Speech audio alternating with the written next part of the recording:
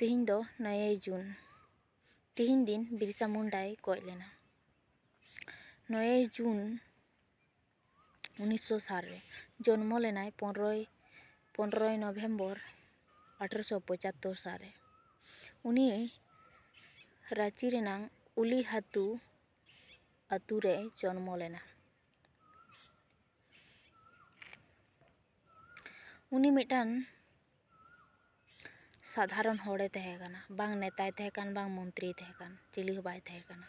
किंतु उलीहातू आतू रेन जतो हड़ देवता लेका को मानाय कान थेने बिरसा मुंडा। उनी लेका गे आरो मेनाक कोआ सिधु कानू, उनकू आरो मेनाक कोआ,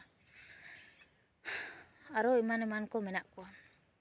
तो तिहिन 9 जून रे 1960 रे बिरसा मुंडा दोय गज लेना। उनी आदिवासी हतेज ते इंग्रेज सावते लड़ाई लेदा से आरो एमान को को लड़ाई लेदा। जतो हड़ के को लया बिरसा मुंडा दो कलेरा ते गज लेना, बांग उनी दो रांची रेगे को गज लेदे हड़, कलेरा ते दो बाय गज केना। आर तिहिन दिने उनी तिहिन दिने गज लेना।